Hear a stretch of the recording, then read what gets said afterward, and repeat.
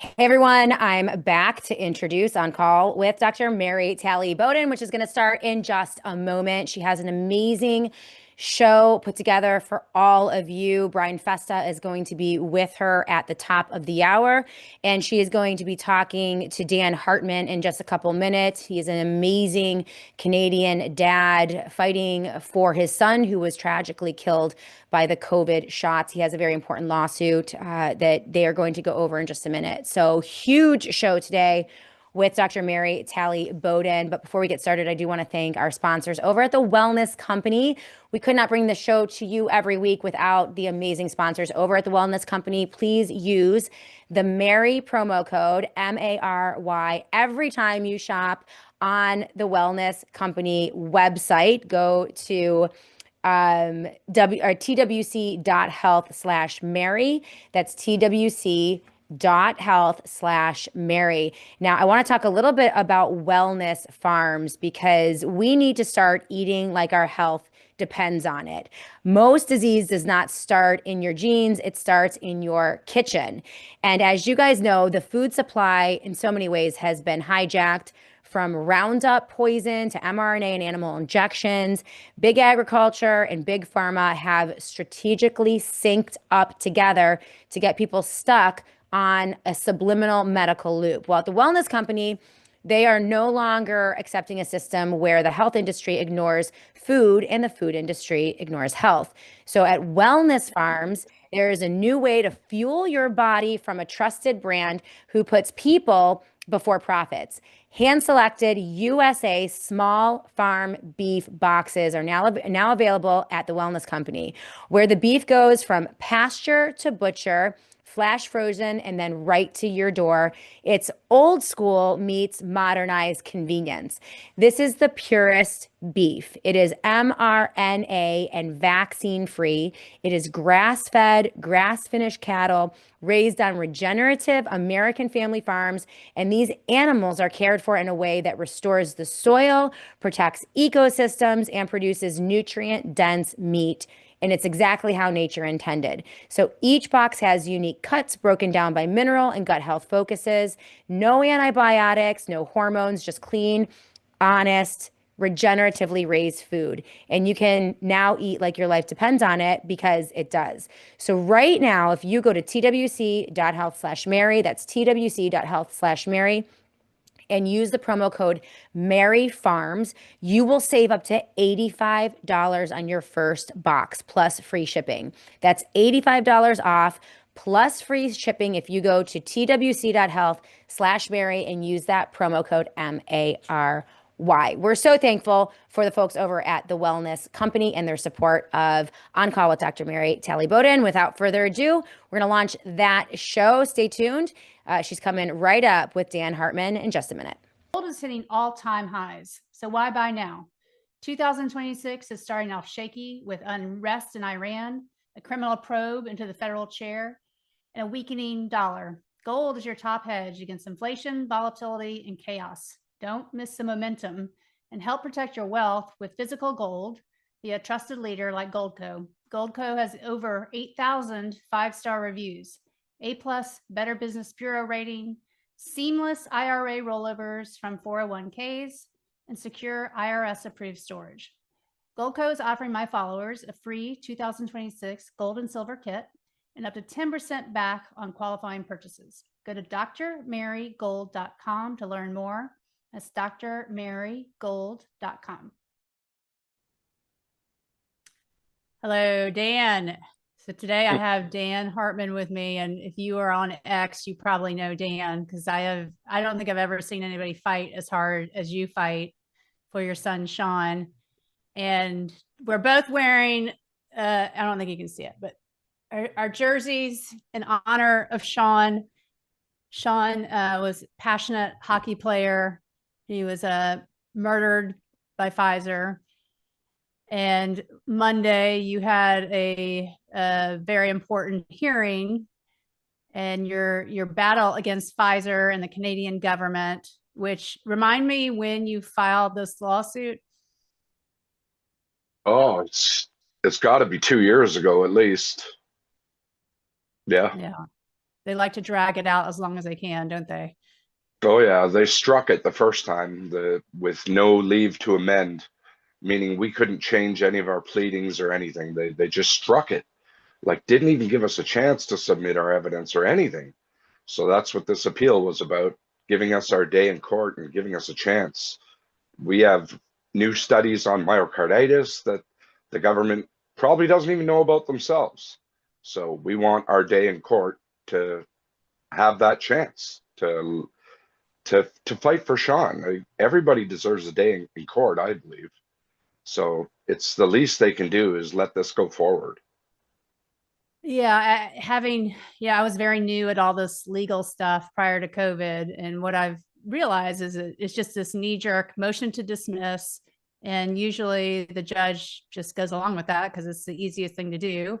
Yeah. And so you're just forced to appeal. Yep. But it's surprising to me. It's taken 2 years to even get to this point where you're allowed to even ask for an appeal. Is that normal? Yeah. Or is that just Canada?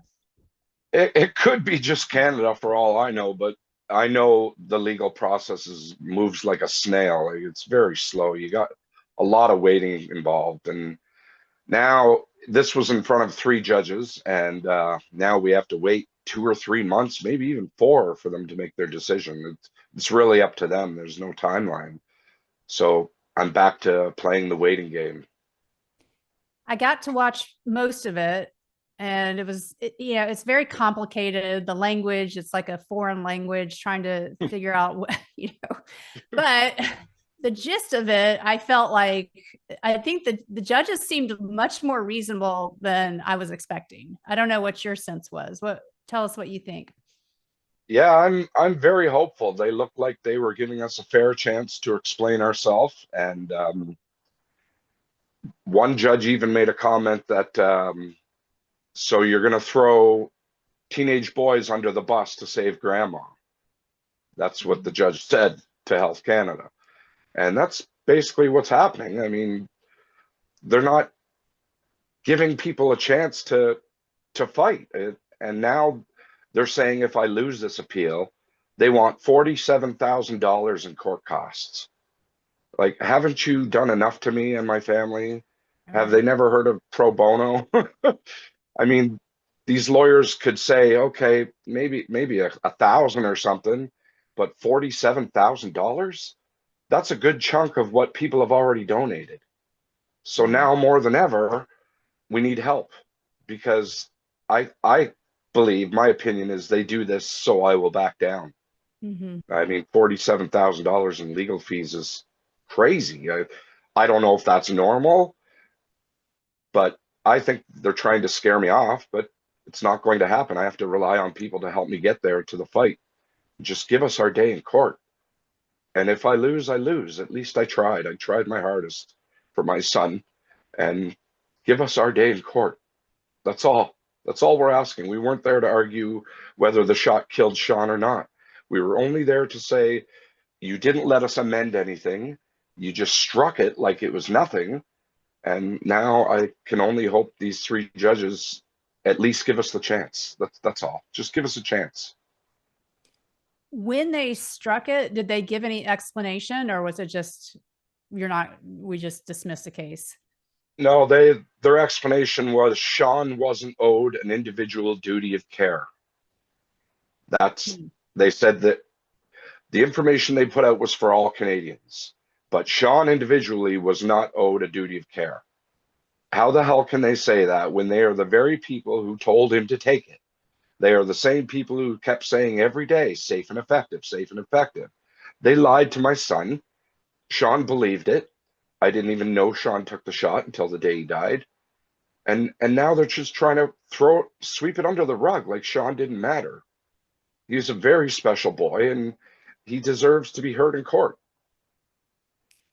It sounded like the other side, I guess, when the people in court on the other side, were they representing Pfizer? Or are they representing the Canadian government? Health Canada. Health Canada. So was Pfizer there in the court, or how's that work? Or is it a separate? Yeah, it's a separate, Pfizer's a separate lawsuit. So this was just against the Canadian government, Health Canada. That's what this one was. Okay. Pfizer has given us their statement of defense. So we have that now, and we've answered back to what they have said. So hopefully the next stage with Pfizer will be discovery. And that's where everything gets real. So has Pfizer filed a motion to dismiss? No. No. Which is good news. Oh, well, that's encouraging. Yeah. Um, We can only, I hope we get to discovery soon with Pfizer, because then they have to give us all their secrets and we hand over ours. That's when things get. Are you suing them for different things, or what exactly are you suing them for? Yeah, Pfizer is for wrongful death, and the Canadian government is for no informed consent, and malfeasance. They didn't actually give out the proper information for anyone to have informed consent. I mean, the shots in Canada started in December of 2020, and Health Canada didn't admit to myocarditis until June 2021. So that's a big gap where nobody knew. And that's basically what we're saying. Like, let us have a chance to explain how Sean could not have known what to do. He only wanted to play hockey, and that's why he took the shot. He just wanted to play hockey, and the whole world was telling him safe and effective, not just the government, not just Pfizer. It was mainstream media every day, and all the people around Sean, I guess a lot of them took it, and they're thinking, well, it's okay, Sean, take it. And he was coerced into taking it. Sean hated needles. It was his biggest fear. And I know if he would have had a choice, he wouldn't have taken it. And then 2 months after Sean died, they dropped the mandate. You didn't have to have the shot to play hockey. 2 months later. And I really believe that was because of Sean. Who gave him the shot? It was a one-day vaccination clinic at his local community center. Come one, come all. Come and get it. Today's the day. And then did he have immediate side effects? Yeah, he was rushed to emergency 4 days later. He had brown circles around his eyes, vomiting, and a rash, and an extremely sore shoulder opposite to his injection shoulder. Well, that wasn't in the pamphlet. No, that was, in fact, nothing was in the pamphlet, was it? It was intentionally left blank. So how could anyone know? Yeah. So he was rushed. So what happened? He was rushed to the emergency room, and what happened next? The doctor didn't do any blood work on him, didn't do D-dimer, didn't do troponin test. He just sent him home with a pain reliever for his shoulder. And to me, that was a big mistake. He should have at least done blood tests. He could have found that something was wrong with his heart. And I don't know, maybe it could have saved his life. I don't know. But he didn't do anything. He just sent him home. And then 33 days after Sean's first shot, he was found dead on the floor beside his bed. And at that point, you did not know that he had gotten the shot, right? I had no idea. None. I begged Sean not to take it. I told him, just wait this out. It'll blow over and you'll get to go back to hockey. And I didn't know until the day he died. The coroner at my ex-wife's house told me. I asked, did he take the shot? And he said, yeah. And I said, which one? And he said, Pfizer. And he said, don't worry, it wasn't Moderna. Like trying to play it off like, don't worry, it wasn't Moderna, it was Pfizer. Well, yeah, it would have helped if I had known this, but unfortunately in Canada, kids 12 and older could take it without parental consent. There are thousands of cases where parents didn't even know their children took it because they just wanted to be with their friends and fit in, go to the movies with their friends, go to restaurants.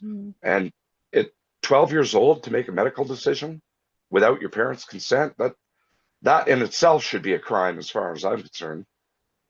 Oh yeah. I have a 13-year-old. I can't even imagine. Exactly. Imagine them taking it behind your back and you not knowing. Like that's what's available in Canada. If you're 12, go get it. You don't even need to ask mom and dad. And Sean was 17, is that right? Yeah. And he He has was, a birthday coming up, right? yeah, January 31st he would have been 22. No, I'm sorry. That's going to be a rough day because he should be here with me. And they took my son's life away, and now they want to charge me $47,000 if I lose an appeal. That's disgusting, in my opinion. How can people help? By donating to the Give Send Go, to give Omar, my lawyer, a chance, give us a chance to keep fighting. They want us to go bankrupt. They want us to go away. And I've been doing this for more than 4 years now, and I'm not going to stop. I'll fight till the end. If I lose, I lose, but at least I tried, and I'll be able to sleep at night knowing I tried. So what we need more than anything is donations to fund this. I've said right from the beginning, I can't do it on my own. There's no way. I'm just a truck driver. I'm living paycheck to paycheck. So we need help, and every little bit helps. I mean, the minimum donation is $7 you can make. And that's like going to Starbucks. I just beg people to please help us so we can fight. I'm lucky enough to have this lawsuit. In Canada, there's no immunity protection, no PrEP Act. So the world should, anyone in this world who wants to fight Pfizer, just please help us. That's all I'm asking. Help us. What's the temperature like in Canada with the pandemic and the COVID shots? Are people still getting them? Or is it being swept under the rug like it is in the US? A lot more people are waking up. I'm seeing it every day. There are people who have apologized to me, and that never happens, saying, "I'm so sorry. I didn't believe you, Dan." And it's Wow. so obvious what is happening, and kids are still dying every day. And yes, in Canada, they're still getting it, but a lot more people are waking up. I'm noticing. Have you connected with other parents who have lost children from these shots? Oh yeah, I'm very good friends with Alan Martin. The Martins lost their daughter Trista from Pfizer. Shauna Carroll in America, she lost her daughter from Pfizer. There's a woman in Australia named Raylene Kennedy that I talked to. She lost her daughter from Pfizer. All of them were Pfizer, and all of them were healthy kids. And we're like a support system for each other. I talk to Shauna and Alan almost every day. Yeah. And they're suffering the same pain as me. And I just hope one day they get a chance to sue like me. Yeah. Is there a reporting system in Canada like theirs? And if so, was Sean's case reported? I reported it personally to Pfizer, and they told me over the phone, "We take this very seriously, sir, and someone will be back to you in a couple days." That was 4 years ago. I haven't heard one word from Pfizer. There's a Wow. vaccine injury support program in Canada, which I applied to shortly after Sean died, and they denied me very quickly. They said there's no proof Sean died from it, but you can appeal if you have new evidence. So I got the report from Dr. Cole and submitted it on May 8th, 2023. And here we are in 2026, and they still haven't made a decision. They're ignoring emails. They're ignoring emails from my lawyer saying they can't find a pathologist to look at the new evidence. Well, there's lots of pathologists in Ontario, Canada. Pick one. Mm-hmm. 2023, I appealed, and they still haven't made a decision. And you said Dr. Cole, so Ryan Cole, pathologist, Yeah. examined the situation, and what was Yeah, his report? that he found tremendous amounts of spike protein in Sean's adrenal glands. And they told everyone it wouldn't leave your arm. Remember, you just have a sore arm. That's it. Well, you as a doctor know the adrenal glands control your blood pressure. So I'm sure Sean went to get up in the middle of the night knowing something was wrong, and he collapsed and died on the floor. And even with that new evidence, they still won't make a decision. I mean, he stained Sean's tissue samples and found it. And it's there. It's there. It killed my son. Have you been able to find any doctors in your area that are supportive, that see it the Oh way yeah. we see it? Yeah, there's a new documentary coming out about Sean called The Shot. And there's 4 doctors in it. Dr. Thorpe from America, Dr. Shoemaker from Canada, Dr. Hodkinson from Canada, and there was one more. Why can't I think of it? Shoemaker, Thorpe. I can't remember the last one, but there's a few Canadian doctors I talk to regularly who are completely behind this. Dr. Shoemaker was a doctor for more than 40 years, had 2 shots himself, and once he started speaking about it, they took his license from him. 40-year No. doctor help. Oh yeah, they took his license, and he's not the only one. There's other doctors in Canada.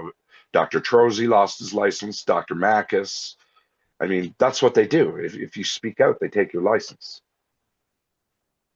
Yeah, I'm actually suing the FSMB and 6 medical boards across the country with 3 other doctors, and 2 of the doctors lost their licenses in America for speaking out against vaccines.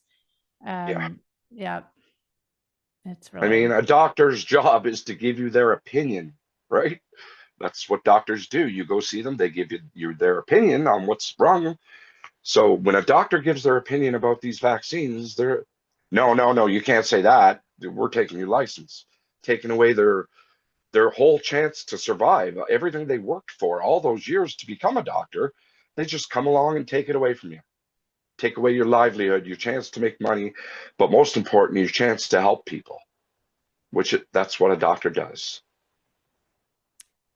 I agree. I mean, it's all informed consent, Yep. and second opinions are crucial. It's as we saw during the pandemic, protocol-driven medicine is highly flawed, and every patient comes in with their own individual history, and there's nuances that protocols and certainly AI will not be able to account for. And when we start, taking licenses away because you offer an opinion that goes against the narrative, then that is a slippery slope and very dangerous and highly concerning. I didn't realize Dr. Shoemaker, I kind of know him just online, and I didn't realize he had his license taken away. It's really horrific. Yeah, you should interview him sometime. He's really smart. He knows what he's talking about with this stuff. And you can tell just by listening to him, he knows what he's talking about. Is And do you know what kind of doctor he is? just he worked in emergency for many years, and then he was designated to a COVID clinic in Ottawa, where he worked for a while, and then he started speaking out against it after his 2 shots, and then they just took his license. And he's a very good friend. We've done interviews together. We've done public speeches together. Very knowledgeable man, and I love him to death. And he's not backing down. Even though he's probably broke now, they've taken everything from him, but he's still talking. Well, and tell us more about the documentary. When does it come out?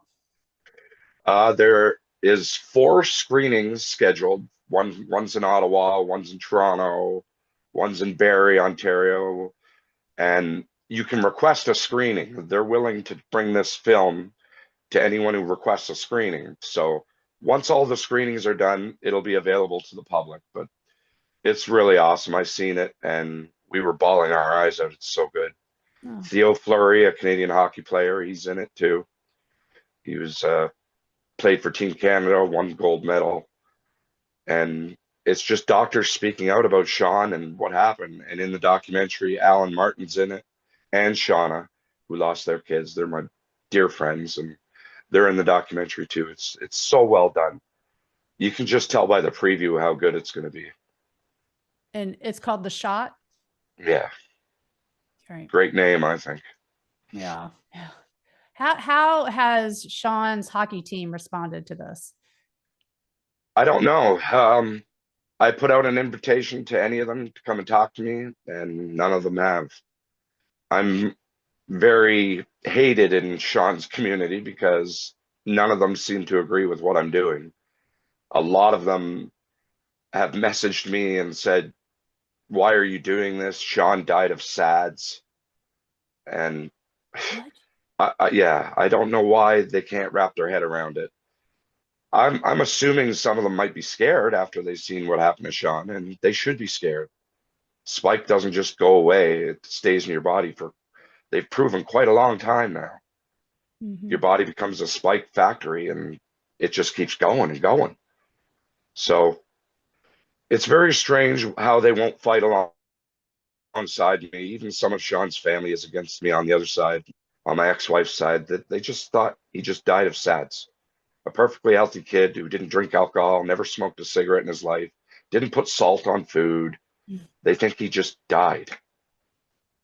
And I don't know how they can think that after he was rushed to emergency 4 days after his shot. I guess they're scared or they don't want to admit they were wrong. And I think that's the problem with a lot of people. They know they were wrong, but they won't admit it. Yeah. There's still people out there defending it. Like, come on, people. Just admit you were wrong.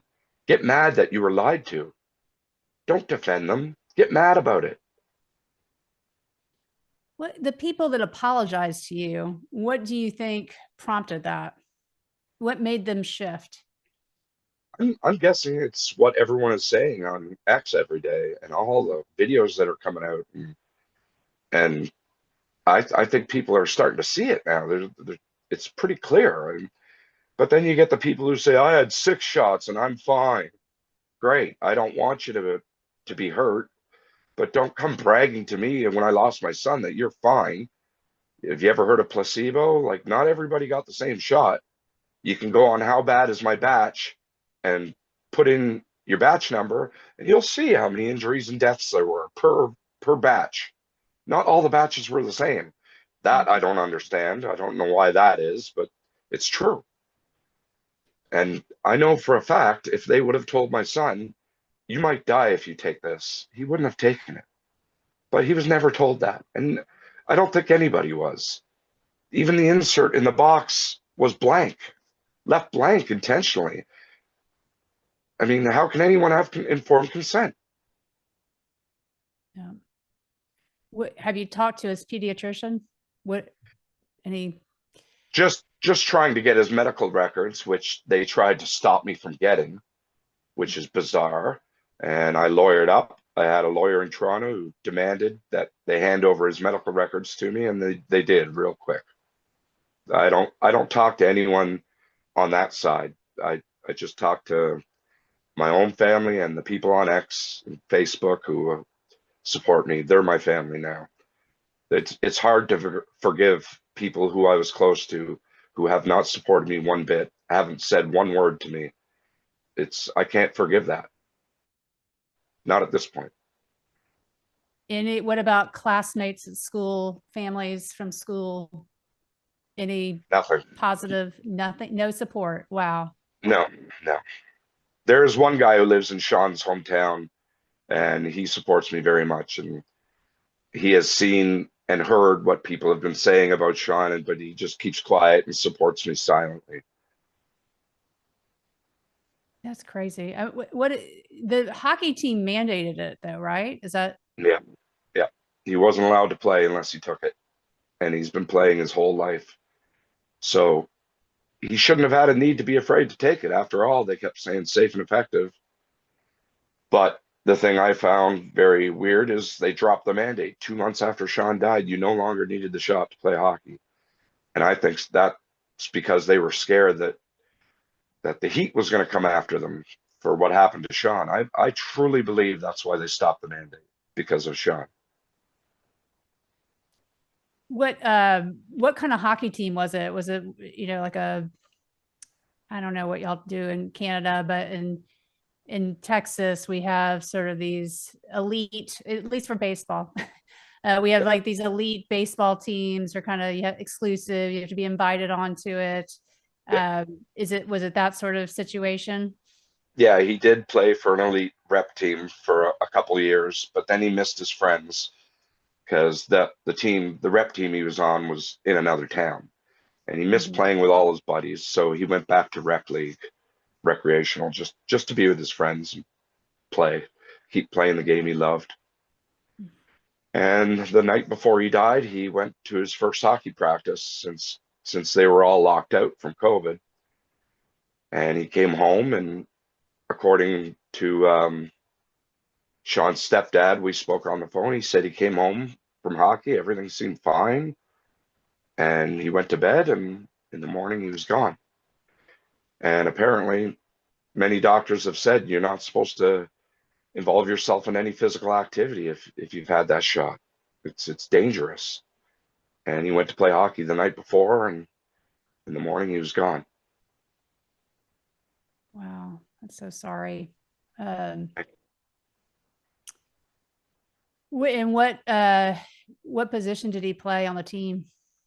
He was a defenseman. Usually the big guys are defensemen. They're the ones who protect a goalie. He used to wear shirts that said goalie's best friend. Oh. It was his job to stop the other team from scoring and protect his goalie. And he was captain on his team a couple of years. And to become a captain, you have to be very well respected by your teammates and your coaches. And you're a team leader and a community leader. And that's what hockey is. Yeah, I of course never met him, but based on the photos and videos that you share, and he seemed like a very sweet kid despite being the tough hockey player. What was his personality like? Just what you said. He was the sweetest kid I've ever met in my life, and not just because he was my son, because it's true. He was so kind and gentle and humble. Um, Loved animals very much. He was just a very, very good kid, and I think that's why it hurts so much, because he was that special. He never back talked me once. I would say, "Go make your bed, Sean." He'd go, "Okay." He'd get up and go do it. And most kids would be like, "Can I do it later?" And I never seen him get mad once in 17 years. He was just a, a humble, beautiful boy, and so kind and so good. Never heard him swear once in 17 years. Not like his dad, that's for sure. He was the greatest. He was so good, and I miss him so much every day. It's hard. Every day's hard getting out of bed. I think about him from morning till night. I cry a lot. Still crying every day 4 years later. And with his birthday coming up, that's going to be a horrible day. It's hard for me to imagine that he's been in the ground for 5 years. It just tears me apart. I cannot even imagine. Have you had anybody from America, anybody in the HHS administration hear this story? Are you connected at all? No, I have trouble getting Sean's story out in America. You've always helped me. You're awesome. Viva Frey helps me a lot. But I just can't seem to get the story out in America. I've begged the big podcasters to interview me and let it be known. I can't save Sean now. There's nothing I can do to help him, but I can help other parents from not feeling this pain. And I would never tell you, don't do it. I mean, it's up to you. You're the parents. I'm just trying to tell you what happened to me and lots of other people. And it has happened, and it is happening. Kids are still dying every day. And I just want to put the story out there. I want people to know. I want people to know that it's real. I'm not a liar. I'm not a conspiracy theorist. I've had every vaccine except this one. I had a bad feeling about it. And I told Sean, don't take it. And I wish he would have listened to me. He'd still be here. Well, I mean, your fight is amazing. I've never seen you, just slow down. I've never, you are every day pedal to the metal, and very much appreciate you fighting so hard, not only on X, but in the courts. And I hope everybody will pitch in, even, like Dan said, $7. I have a lot of followers. If a small fraction of my followers just gave $7, that could make a huge impact and alleviate some of the stress that you're already having to deal with. What about these jerseys? Are these available for sale? I only have 4 left, unfortunately, and they're all large. We sold out of all the extra large and small. So there's still 4 left. If anyone wants one, get in touch with me. Great. Well, I think you should sell those at a very high premium. And, Highest bidder. yes, let's have an auction. Well, thank you so much, Dan. And we will be following your fight. And thank you for leading the charge, because we're not allowed to sue Pfizer in America. So we're really counting on you. But thank you so much. Well, thank you, Mary. You're such a good friend. You're an amazing doctor and an amazing person. I love you. You're awesome. Thank you for having me on. Yeah, good to see you. Stay in touch. I will. Thank you, my friend. .com to learn more. That's drmarygold.com.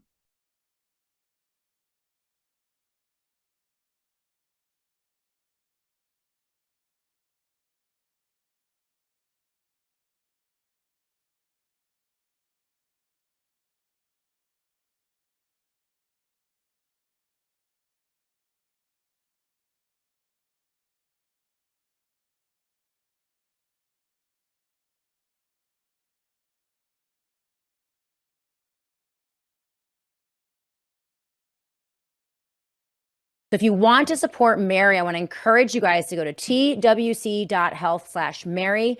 That is twc.health/Mary for all of your needs, whether it's an emergency kit, a contagion kit, ivermectin, or just a second opinion. They have everything that you need to take care of your health at twc.health/Mary. And every time you use the MARY promo code, you're going to get 10% off your entire order. Now, I also want to tell you guys about an amazing new product, Clear Skin Ivermectin Cream. Now, if you're like me, you might be experiencing or noticing redness and rosacea as you age. And you could cover it up with makeup if you're a girl. There's not much you can do if you're a guy, or you could just cure it. And the Wellness Company has an amazing product, the Clear Skin Ivermectin Cream. If you've tried everything for your cheek redness or rosacea and nothing worse, it might not be your fault. The real cause might be deeper than you think. So Clear Skin Ivermectin Cream from TWC is a prescription strength dermatologist developed formula that helps to reduce inflammation, balance bacteria, and restore your skin's natural glow. It's a triple action cream. It combines 3 medical grade ingredients for absolutely powerful results. Azelaic acid to unclog pores and fade dark spots, metronidazole to control bacterial imbalance and redness, and of course, the superstar ivermectin to calm irritation and eliminate skin parasites that contribute to rosacea and acne. So together, these ingredients work to reduce bumps, swelling, and redness while supporting smoother, healthier, and more radiant skin. And right now, you'll get $20 off if you use the promo code MARY at TWC.health/Mary. That's twc.health/Mary. Promo code MARY to save $20 off, plus free shipping as well.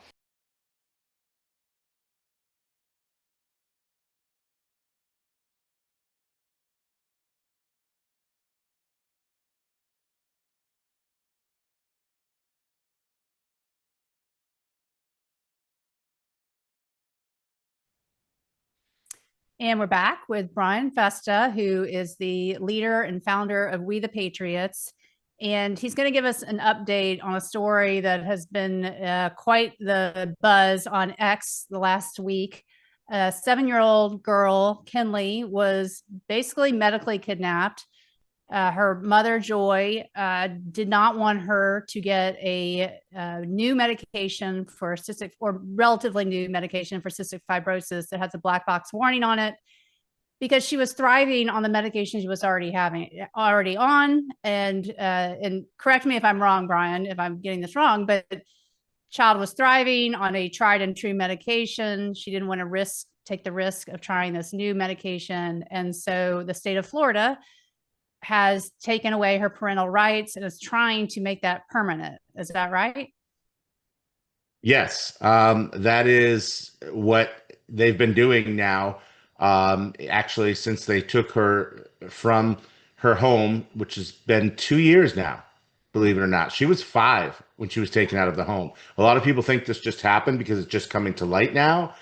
But, there's a lot of information that's coming out. There's conflicting reports from, or Governor DeSantis's office is contradicting or denying these allegations that she was taken wrongfully. So I do want to talk about that. But yeah, she was doing well. All indications, I can't release, all of the information. There is a protective order in this case, so I can't say anything that's in the court file. Quite frankly, I don't even have access to the the court file at this point. So, because I am not her direct attorney. I am an attorney, but I'm not representing Joy. We did retain counsel for her, and we are funding her legal defense. But I am not her attorney. So, there's certain things I can't speak about, but I will say this, I don't know why the governor's office is denying this. I don't know why Ron DeSantis isn't doing anything about this right now. If he is, we haven't heard about it. His communications director came out publicly, I think it was on Sunday evening, and said that, these allegations are not true. The allegations that have been made against DCF are not true, but we can't tell you why because, it's a sealed case and everything. Just trust us, basically. Well, I don't ever recommend blindly trusting any government official. I don't care if it's in the Ron DeSantis administration or the Trump administration or the Biden administration. Do not blindly trust government. Okay. And I will tell you from all the information that I do have, which I can't obviously release, just like they said, there is nothing in here that indicates she was in any way harmed, in any way neglected or abused. We wouldn't be involved in the case if that were the case. There's nothing to indicate she was malnourished. I just did a podcast a couple of days ago with someone who's an expert in cystic fibrosis, someone who's actually living with it herself. And she talked about how, of course, people, you can confirm this as well, Mary, people who have CF are sometimes underweight. That is actually quite common. But in this case, she was actually in the normal range, is what this individual said, because this individual is in personal contact with Joy as well. That the normal range for a 5-year-old would have been between 28 and 44 pounds. She was 37, I think, the day she was taken away. So now there's this apparently, from what I understand, that, people are saying, or at least people are coming to me and saying, well, she, was malnourished. Maybe that was the reason they took her away, and speculating. I've heard a lot of speculation about that. I don't know if that's the argument they're making in court, because again, I wasn't at the hearing. But if that's the allegation that she was somehow malnourished now, number one, that's moving the goalposts, because that wasn't the original allegation. The original allegation, the reason she was taken away, as Joy said very publicly at the time that it happened, was because she was allegedly refusing this drug, which, by the way, Joy denies as well, that she did not actually refuse it. She was researching it. She was getting a second opinion. She was giving her other treatments that have been well established for cystic fibrosis for decades.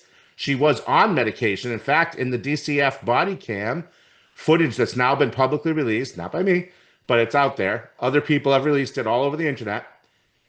You see that she's explaining all the medication she's on.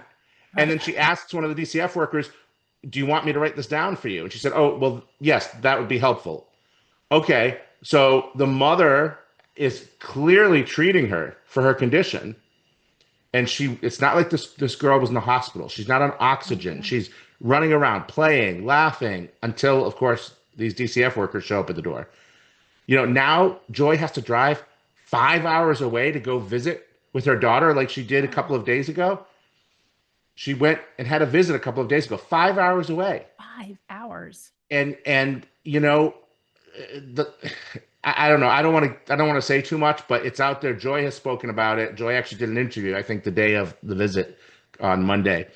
But it's heartbreaking. This little girl wants to come home. She wants to be home with her mother, and she doesn't understand why she's been away from her mother for 2 years and why she can't just come home. Her mother never hurt her. Mommy never hurt me. She said, you know, I mean, think about it as a child. You know, why can't I see my mom?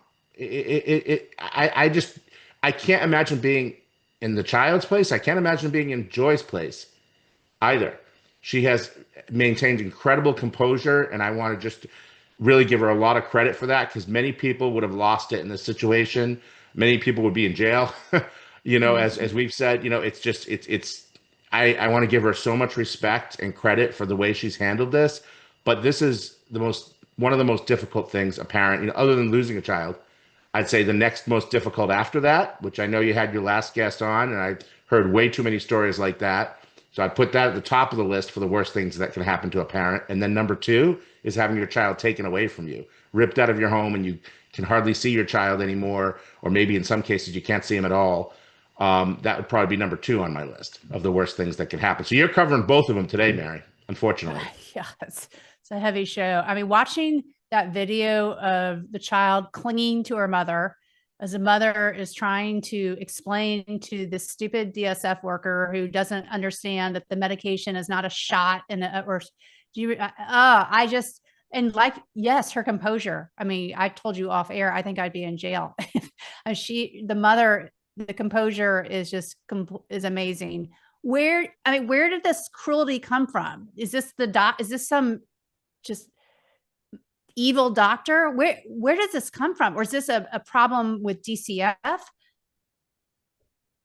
You know, I've been struggling with that myself. I don't get involved in a lot of the conspiracy theories, because, you know, even though people think that we are, because, you know, obviously we've exposed a lot of the truth, as you have, about vaccines and about vaccine harm. So people try to just label us conspiracy theorists, even though, you know, being a conspiracy theorist is synonymous with, I guess, being a soothsayer or Nostradamus or something, because pretty much all these conspiracy theories have come true now. But, you know, people have conspiracy theories.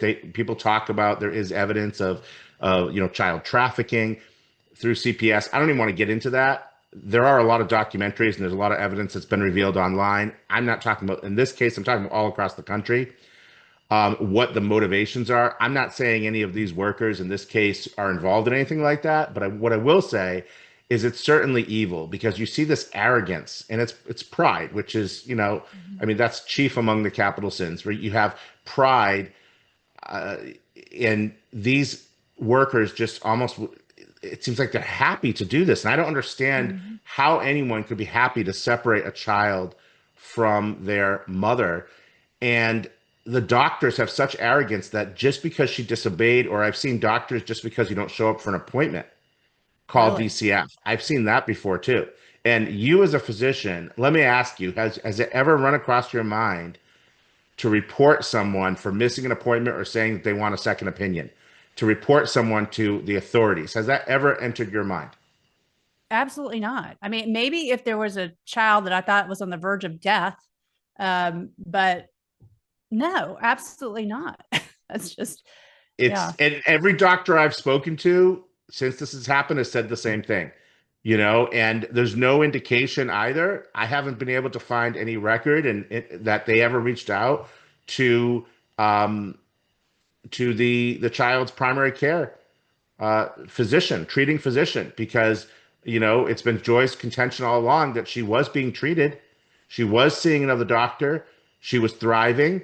So did they reach out to that doctor? Where is that evidence? Because, you know, that, you know, is something that we would like to see. And to my knowledge, that hasn't been the claim. There hasn't been any evidence that they ever did, that they ever contacted that doctor, that physician, that other doctor. No, they just go with the doctor at the hospital in Pensacola who said that she needs to have this one particular kind of medication. There's almost always other treatments. Now, can doctors have reasonable disagreements? Of course they can. One doctor can say this is the best. Another doctor can say this is the best. But I don't understand how a disagreement between physicians leads to a child being taken away. Again, if she said, I'm not giving her any treatment, and this girl couldn't breathe, she's on oxygen, she's in the hospital, the emergency room, no, I refuse to treat her, that's a different situation. But that isn't what was happening here. And, you know, when you watch that body cam footage, I don't ever see the workers asking, you know, her, are you going to do this? Are you refusing treatment? No, they affirmatively state, we're taking her away because you're refusing treatment. And when she tries to defend herself and said, I'm not refusing, they cut her off and said, stop interrupting me. They won't even let her speak. Like this needs to be against the law if it's not already. From what I can contend, from what I can find, I should say, it's not. DCF workers are able to take a child out of the home in Florida.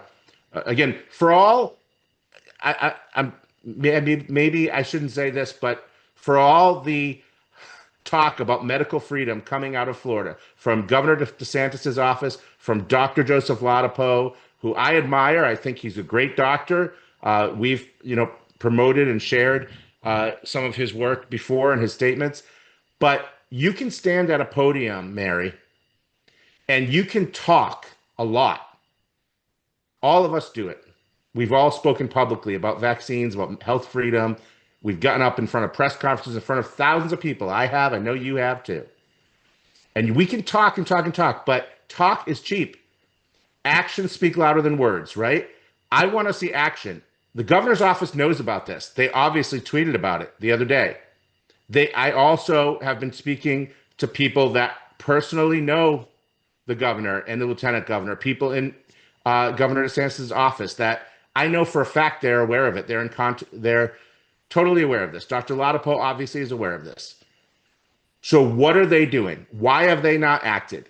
Is that statement from the communications director all we're going to get? Or are they going to step in and take action? And I know, maybe they don't think it's politically in their best interest to do so. But I would venture to say that it is, even if you're looking at this just from a political lens, which you shouldn't be when a child is involved.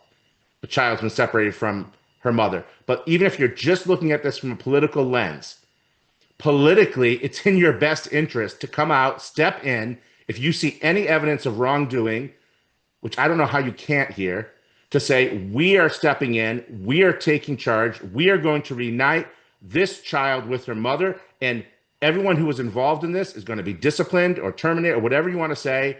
Get out ahead of it. Someone said to me the other day in an interview, that other interview that I did, well, maybe they don't want to because they're worried about liability in court. They're worried about making an admission of wrongdoing. No, if I were advising them, and I can't because I'm not licensed in Florida, but if I were advising the governor's office or any governor in my home state, and if they were in a situation like this, I would be saying, absolutely, get out ahead of it, limit your liability, mitigate your damages.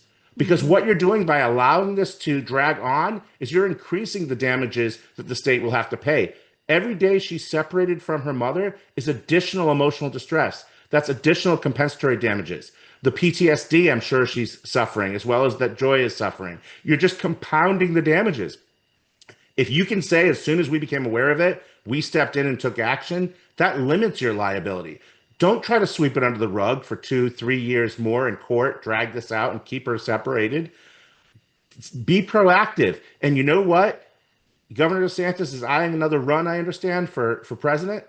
If that's the case, if he is, this is politically in his best interest to say, I am for health freedom. When I found out something like this was happening in my own department, I didn't provide them cover. I stepped in personally and made sure it was corrected and that this child was brought home safely. He can claim that victory, and that'll win him a lot of political support.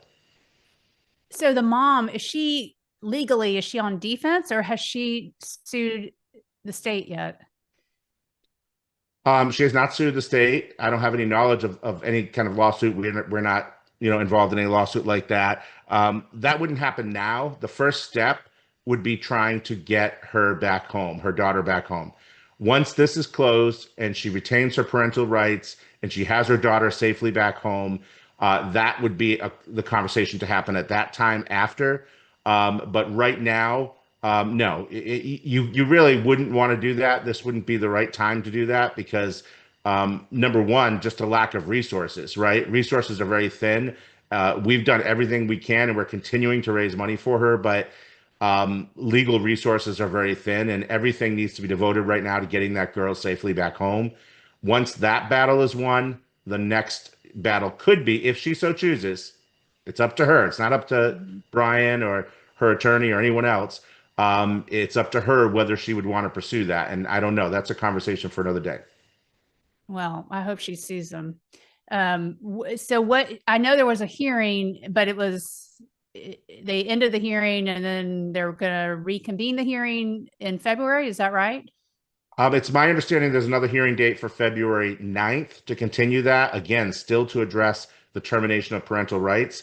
I don't have any information as to, exactly the evidence that was presented or what evidence will be presented at the next hearing. Again, that's all under seal. This is what makes it very difficult because here I am talking about it. Here is the governor's office talking about it, but both of us have to say, however, we can't give you specific details of what's going on with the legal process or the investigation or anything else because it's under seal. That's what makes it difficult in cases like this. Most cases we take are very much open to the public. Most cases we take, even if it's going before a circuit court or certainly the Supreme Court, that's live streamed even. You can get the audio that's available to the public to listen in on the hearing. This is a different situation because it's family court and involves custody and DCF.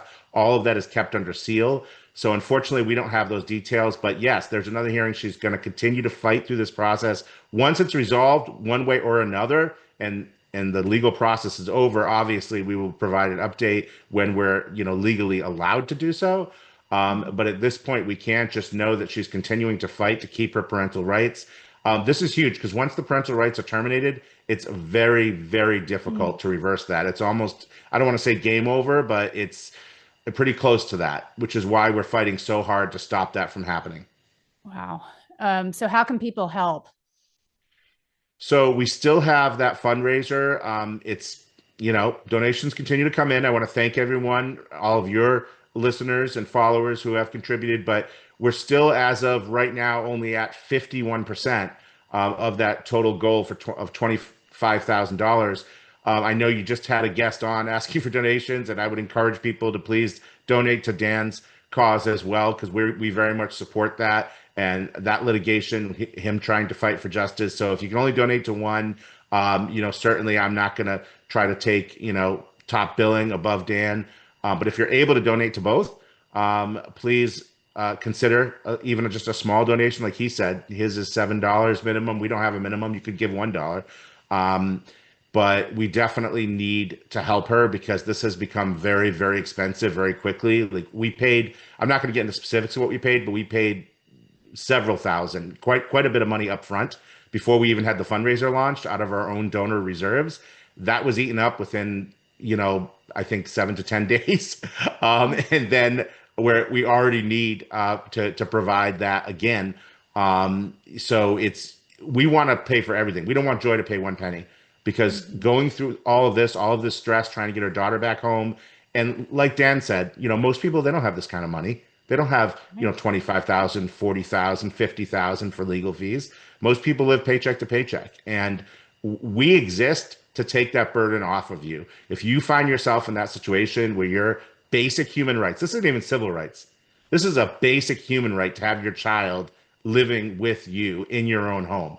Okay, when your basic human rights are being violated, you should not have to worry about paying legal bills. Right. It's at wethepatriotsusa.org, by the way. I didn't even say the website. wethepatriotsusa.org. And I was looking for Dan's fundraiser too. I didn't think he mentioned it either. He said it was a Give, Send, Go, but I couldn't find the link. So if you can drop that link, because I wanted to see if I could make a donation as well to that.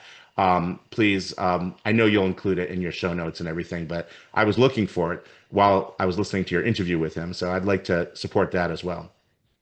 Definitely. I'll leave both links in the comments. Thanks so much, Brian, for the update. And gosh, what a just horrible, difficult situation. But thank God she has you helping her and your organization helping her, because yeah, the legal, it's impossible to fight back unless you have people helping you. I can speak from personal experience. It's the legal bills are just unbelievable, and you're really you're really kind of screwed if you don't have people helping you, because the average person cannot afford to defend themselves in court, sadly. And she was doing it pro se originally, Mary. She was Wow. originally, before we stepped in. Remember, this happened 2 years ago. She was uh, going through this termination of parental rights hearing by herself without an attorney. Wow. Your chances are almost zero of getting your child back if you don't have legal representation. So that's why we knew we had to step in. It was like, no, you're not showing up to that hearing without an attorney. We're going to get one for you. Hopefully, we'll raise money. We just want to break even financially to keep our business afloat. We're not looking to profit. We're a nonprofit. We're looking to just at least break even. The money that we spend, that we shell out, if we can get back to zero, so that way we can help the next person. And that's how we go along. We live on a case-to-case basis. People think we're one of these huge companies like Alliance Defending Freedom, who I love. They do great work. I know people over there, but we don't have $100 million budget like they do. So I'd love to get there someday. I'd love to have even a tenth of that. But we live case to case, so we're very small in that regard. But yeah, if anyone can help out, we really appreciate it. And thank you so much for continuing to cover this story. I know mainstream media has refused to, even local media. We're trying to get Florida media to pick it up, and we're not seeing it. So it's only the independent journalists, podcasts like yours, that are covering it. So thank you so much. Well, you bet. Come back anytime, and hopefully with some good news next time. Yes. God bless. You too. All right. Well, that's it for today. Next week, we have Leslie Manukian coming on to discuss her big, she has a coalition of health freedom groups that the goal is to eliminate mandates state by state, because you may not realize this, but we are not protected in America from mandates. Despite what happened during the pandemic, the government could pull that on us anytime. And so Leslie is leading the charge and getting legislation passed in every state, or as many states as she can, to protect us from future mandates. She was very successful in Idaho, and she's replicating that effort around the country. And she'll join me next week to discuss that.